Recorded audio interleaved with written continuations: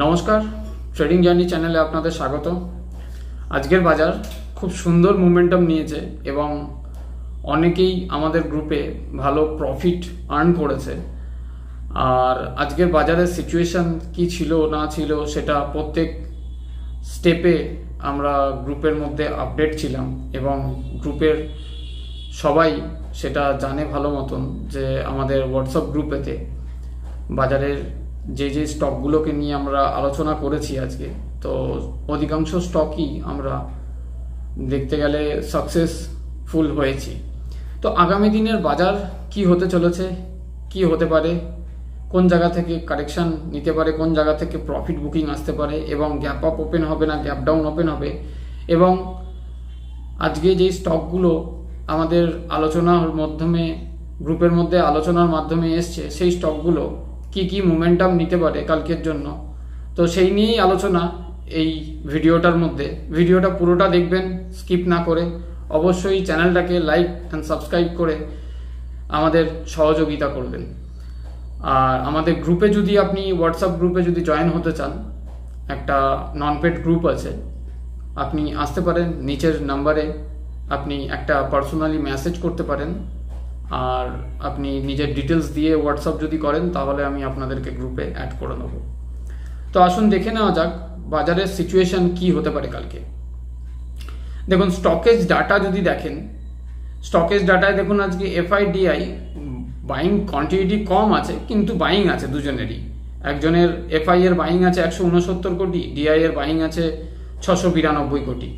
FI ফিউচারও buying করে, index ফিউচারও buying করে রেখেছে, প্লাস স্টক অপশনও বাইং করে রেখেছে। মানে এই ডাটা দেখলে কিন্তু আমরা বুঝতে পারি। আর প্লাস ইন্ডেক্স অপশনের ডাটা দেখুন এখানে মাইনাস করা আছে, মানে এই ডাটা আমাদের পুরোপুরি বুলিশ ডাটা যাকে বলে। তো অপশনে কিভাবে রাইট করেছে দেখে নেবো। অপশনে দেখুন নিফটিতে রাইট করেছে, প্লাসে রাইট করা আছে 11,423 কোটি। ব্যাংক নিফটিতে মাইনাসে রাইট করা আছে, ব্যাংক নিফটি খুব বুলিশ আছে। আর ফিন নিফটিতে প্লাসে রাইট করা আছে, মিড ক্যাপেতেও মাইনাসে রাইট করা আছে। মানে মিড ক্যাপ আবার একটা র্যালি নেওয়ার সিচুয়েশন তৈরি করছে মার্কেটে।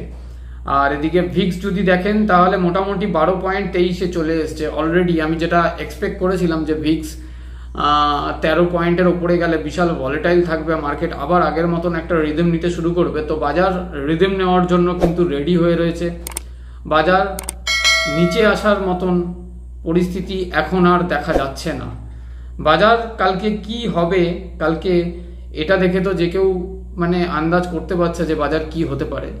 তো নিফটির যদি আমরা যদি একটু গ্লোবাল মার্কেটটা ঘুরে নিই, দেখে নেব গ্লোবাল মার্কেট। দেখুন গিফট নিফটি এখনো পর্যন্ত 22,766-65 জায়গায় ট্রেড করছে। ডাও জোন্স প্লাসে আছে, নেসড্যাক প্লাসে আছে। আর এদিকে যদি আপনি এশিয়ান মার্কেট যদি দেখেন তাহলে এশিয়ান মার্কেট সবই প্লাসে আছে। মানে মার্কেট খুব সুন্দরভাবে যাচ্ছে। শুধু এইটুকুনি দেখে নিতে হবে যে কালকে গিফট নিফটি এখান থেকে মোটামুটি 22,700 মানে 22,750 ওপরে ক্লোজিং দেওয়াটা খুব জরুরি আছে। 22,750 ওপরে যদি গিফট নিফটি ক্লোজিং দেয় তাহলে কিন্তু আমাদের মার্কেটও সকালবেলাতেই একটা সকাল একটা বুম করবার মতন সিচুয়েশন চলে আসবে। কালকে মার্কেটের মধ্যে যেমন বুম হবে তেমন কোন লেভেল থেকে প্রফিট বুকিং হবে সেটাও আমি এই ভিডিওর মধ্যে আপনাদেরকে জানাবো। এটা পুরোপুরি আমার নিজস্ব পার্সোনাল ভিউ। আমার এটা এডুকেশনাল পারপাস চ্যানেল। আমাদের হোয়াটসঅ্যাপ গ্রুপটাও এডুকেশনাল পারপাস গ্রুপ। আপনারা যদি গ্রুপে জয়েন হতে চান তো নিশ্চয়ই আসতে পারেন হোয়াটসঅ্যাপ গ্রুপে। 7687088960 এই নাম্বারে যদি আপনি আপনার পার্সোনাল ডিটেলস নাম দিয়ে যদি মেসেজ করেন আমি নিশ্চয়ই আপনাদেরকে গ্রুপে অ্যাড করে নেব। আর এই গ্রুপের মধ্যে যারাই আছেন তারা ভালো মতনই জানেন যে গ্রুপ থেকে অনেক রকম হেল্প পাওয়া যায় মার্কেট সম্বন্ধে, অনেক রকম লার্নিং এই গ্রুপের মধ্যে হয়ে থাকে, কি কারণে কোনো স্টক এরকম ওপরে যেতে পারে। তো দেখুন আমেরিকান মার্কেট এবং এশিয়ান মার্কেট এবং ইউরোপিয়ান মার্কেট দুটোই কিন্তু ভালো সিচুয়েশন চলছে। তো আমাদের ইন্ডিয়ান মার্কেটও কিন্তু কালকে ভালো সিচুয়েশন নেওয়ারই মানে জায়গা তৈরি করে রাখছে। তো যদি ক্যান্ডেল যদি দেখেন নিফটি আর ব্যাংক নিফটির মধ্যে যদি আপনি ক্যান্ডেল দেখেন তাহলে ডে ক্যান্ডেল যদি অ্যানালাইজ করেন দুটোই বুলিশ জায়গায় বুলিশ ক্যান্ডেল দিয়ে রেখে দিয়েছে নিফটি এবং ব্যাংক নিফটি। দেখুন আজকে নিফটির মধ্যে ক্লোজিং ছিল হচ্ছে 22,000, ক্লোজিং হয়েছে 22,643, 22,643 জায়গায় ক্লোজিং, মানে নিফটি খুব তাড়াতাড়ি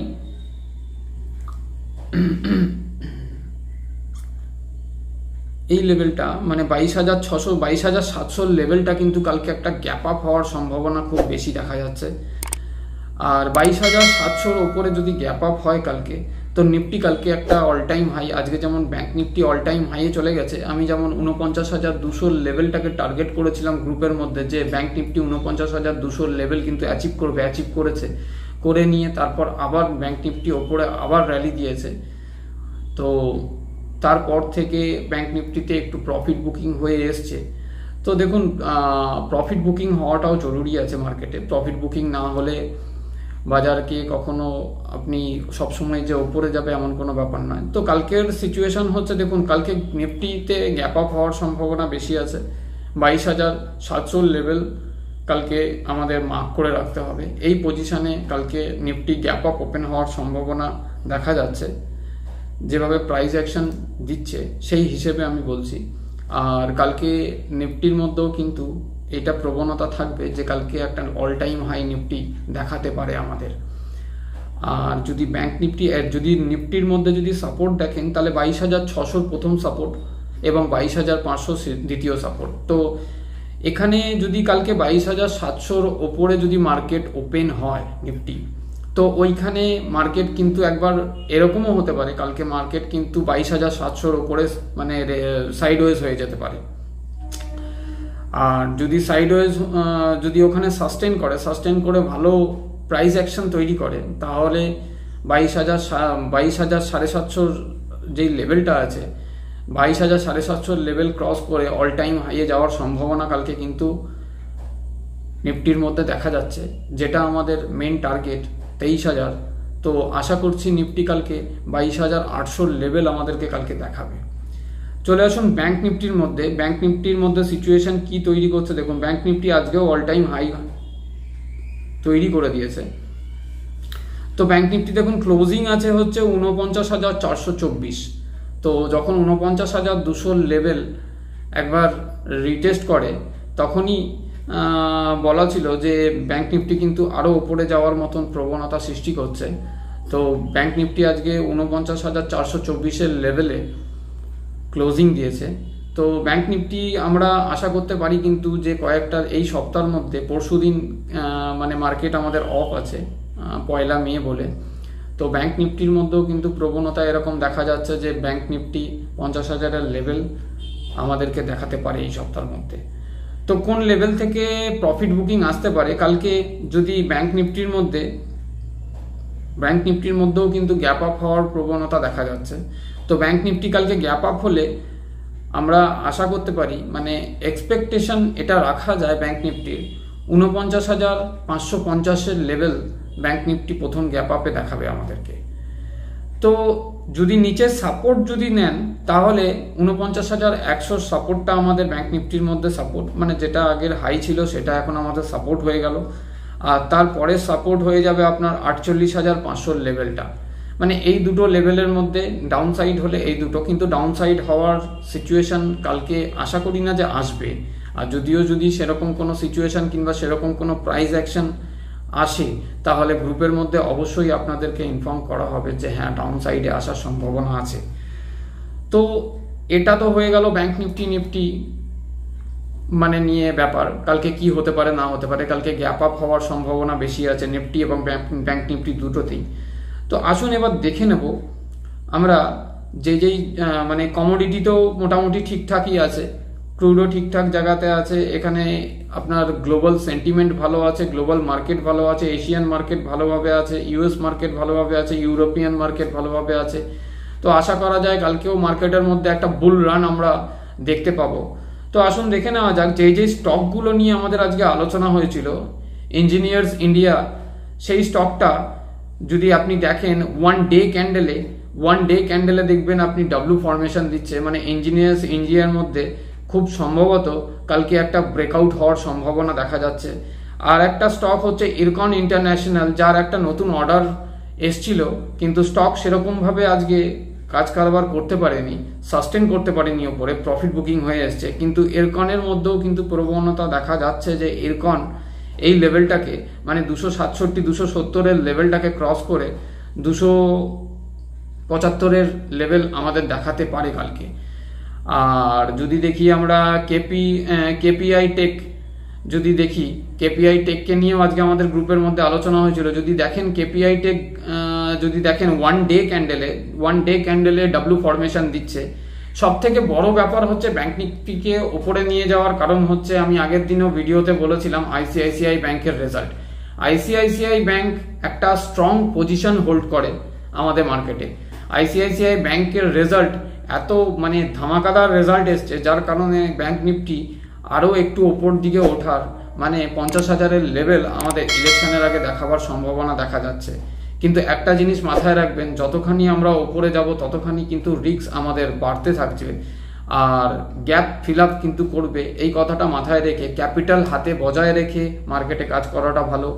বাজার ভালো আছে মানে যে পুরো ক্যাপিটাল একসঙ্গে মার্কেটে মানে ইনভেস্ট করে দিলাম, দিয়ে তারপর একটা হট করে মানে একটা কারেকশন চলে এলো মার্কেটে, এরকম হুটহাট করে কারেকশন আসতেই পারে। ভিক্স যতক্ষণ না পর্যন্ত মোটামুটি 13% 14%-এর ওপরে যাচ্ছে, ততক্ষণ পর্যন্ত মার্কেট ভিক্সকে ওপরে তুলবে, মার্কেটকেও ওপরে তুলবে। ভিক্স দেখুন ভলিটিলিটিকে ঠিক রাখার জন্য কিন্তু মার্কেটকে ওপরে তুলবেই। ভলিটিলিটি না থাকলে বড় প্লেয়ার্স মার্কেটে আসে না। আপনি যখন দেখেছিলেন ভিক্স যখন 10%-এর 20%-এর মতন যেদিন কারেকশন দিয়েছিল, সেদিন কিন্তু মার্কেট নিচে এসে পুরো সাইডওয়েজ হয়ে গেছিল।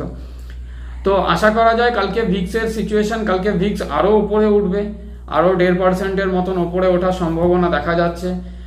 কারণ আর যদি স্টক স্পেসিফিক কথা বলি, রিলায়েন্স কালকে একটা ভালো সাপোর্ট দেবে, কারণ রিলায়েন্সের ডে ক্যান্ডেল যদি দেখেন তো রিলায়েন্সের ডে ক্যান্ডেলে বুলিশ ইঙ্গেলফিন দিয়ে কমপ্লিট করেছে আজকের ক্যান্ডেলটাকে। তো রিলায়েন্স যদি কালকে মার্কেটকে টানে আর আইসিআইসিআই ব্যাংক যদি মার্কেটকে টানে, রিলায়েন্স নিফটিকে টেনে নিয়ে চলে যাবে, আইসিআইসিআই ব্যাংক নিফটিকে ওপরে টেনে নিয়ে চলে যাবে। তো এই জিনিসগুলো আমরা সবাই ভালো মতন জানি যে ইন্ডেক্সের বড় বড় জায়েন্ট কোম্পানিগুলো যদি তারা সাপোর্ট দিয়ে দেয় ইন্ডেক্সকে, তো ইন্ডেক্স কিন্তু ওপর দিকেই যাবে, নিচের দিকে আসার সম্ভাবনা দেখা যাচ্ছে না। তো কোন লেভেল থেকে প্রফিট বুকিং হবে, অবশ্যই গ্রুপের মধ্যে প্রত্যেকটা মুহূর্তে যেরকম আপডেট করা হয় সেরকম আপডেট করা হবে। প্রাইস অ্যাকশন দেখে আপডেট করা হবে যে এই সিচুয়েশন আসছে মার্কেটের মধ্যে, যে এই সিচুয়েশন দেখুন মার্কেটের অ্যানালাইজ তো আগের দিনের প্রেডিকশন হয়, অ্যানালাইজ হয় না, অ্যানালাইজ হয় অন মার্কেটে। মানে আপনার প্রাইস অ্যাকশন দেখে যে কোন প্রাইস অ্যাকশন ওপর ডিপেন্ড করে মার্কেট ওপর দিকে যাচ্ছে কিংবা মার্কেট নিচের দিকে আসছে। তো বায়ার্স অ্যান্ড সেলার্স দুজনকেই দেখতে হয়। এই জিনিসগুলো দেখে তবেই গিয়ে মার্কেটে অ্যানালাইজ হয়, তবেই গিয়ে আমরা স্টকের ওপরে কোনো স্টকের ওপরে একটা স্পেসিফিক্যালি কথা বলতে পারি যে হ্যাঁ এই স্টকটার উপরে প্রবণতা দেখা যাচ্ছে। আপনারাও এটা নিয়ে পড়াশোনা করুন, আপনারাও এটা নিয়ে রিসার্চ করুন। অবশ্যই কোনো স্টককে নেওয়ার আগে তাকে নিয়ে ভাবনা চিন্তা করে নেওয়া ভালো। আমি কোনো সেবি রেজিস্টার নই, আর আমার কোনো এটা বাই অ্যান্ড সেলের রিকমেন্ডেশন নয় যে আপনি আমার কথাতেই কিনে নেবেন। আপনার নিজস্ব জ্ঞান, আপনার নিজস্ব বুদ্ধি লাগিয়ে, আপনার নিজস্ব নলেজ লাগিয়ে আপনিও মার্কেটে আছেন যখন, equity market subject to market risk এটা জেনেই আসছেন মার্কেটে, তো সেই জিনিসগুলো খেয়াল সবসময়ের জন্যই রাখবেন। বাই অ্যান্ড সেলের কল অ্যান্ড টিপসে এই জিনিসগুলো কোনোদিন আপনি শিখতে পারবেন না। আর আমার কাজটা হচ্ছে আপনাদের শেখানো যে বাজার কে রিদিম নিতে পারে না নিতে পারে, কিভাবে নিচ্ছে। আপনি যদি অপশন চেইন ডাটা দেখেন তাহলে 22,600 লেভেলে খুব সুন্দর রাইটিং হয়ে রয়েছে, মানে 22,600 লেভেল হার্ডেল করে রেখে দিয়েছে, মানে ওর নিচে মার্কেটকে নামতে দেবে না এখন বর্তমানে। জানি না কালকে রাইটিং কিভাবে ক্লোজ হবে, কোথায় ক্লোজ হবে, কালকে কোথায় নতুন রাইটিং হবে। তো অবশ্যই প্রত্যেকটা সেকেন্ডে মার্কেটের ভিউ কিন্তু চেঞ্জ হতে থাকে, প্রত্যেকটা মিনিটে মার্কেটের ভিউ চেঞ্জ হতে থাকে। তো যার কারণে আমাদের এই হোয়াটসঅ্যাপ গ্রুপটা আছে, যাতে আপনাদের সহযোগিতা আমরা করতে পারি, আমাদের সহযোগিতা আপনারা করতে পারেন। এইভাবেই আমরা গ্রুপটাকে চালাই, পুরোপুরি নন পেড গ্রুপ আছে। আপনি যদি আসতে চান তো আমাদের হোয়াটসঅ্যাপ গ্রুপে আসতে পারেন। আর কালকের সিচুয়েশন হচ্ছে, আপনারা যদি আগের দিনের একটা স্টককে নিয়ে আলোচনা হয়েছিল সানফার্মাকে নিয়ে যদি আমরা দেখি, তো সানফার্মাও সিচুয়েশন কিন্তু আর একটু নিচে দিকে নেওয়ার সম্ভাবনা দেখা যাচ্ছে। তো এখন দেখা যাক কালকে মার্কেটের সেন্টিমেন্ট যদি ঠিকঠাক পজিশনে থাকে, তো দেখুন একটা স্ট্যান্ডার্ড ডোজি মেরে রেখে দিয়েছে ওয়ান ডে ক্যান্ডেলে। তো তো স্ট্যান্ডার্ড ডোজি মারা মানে সানফার্মার ওপর দিকে একটুখানি হয়তো ডিপ নিলেও সানফার্মা কালকে ওপরে যাওয়ার সিচুয়েশন তৈরি করে নেবে, কারণ সানফার্মাও একটা ভালো কোম্পানি আছে। কোম্পানিকে যে কোনো কোম্পানিকে নিয়ে কাজ করবার আগে তাকে নিয়ে পড়াশোনা করে নেওয়াটা, তাকে নিয়ে যাচাই করে নেওয়াটা, তার প্রফিট কত আছে, তার ইপিএস কত আছে, মানে আর্নিং পার শেয়ার কত আছে, তার ডেপ্থ কত আছে, সব কিছু জেনে নেওয়াটা কিন্তু খুবই জরুরি আমাদের পক্ষে। তো কারোর কথা শুনে কোনো স্টক রেকমেন্ডেশনের পেছনে না দৌড়ানোই ভালো, এই কথাটা সবাই ভালো মতন জানে, আমাদের সোশ্যাল মিডিয়াতেও ভালো মতনই ঘুরে বেড়ায়। তো আশা করছি কালকের বাজার খুব সুন্দরভাবে ট্রেড করবে এবং আপনাদেরকে প্রফিট দিয়ে যাবে। ধন্যবাদ।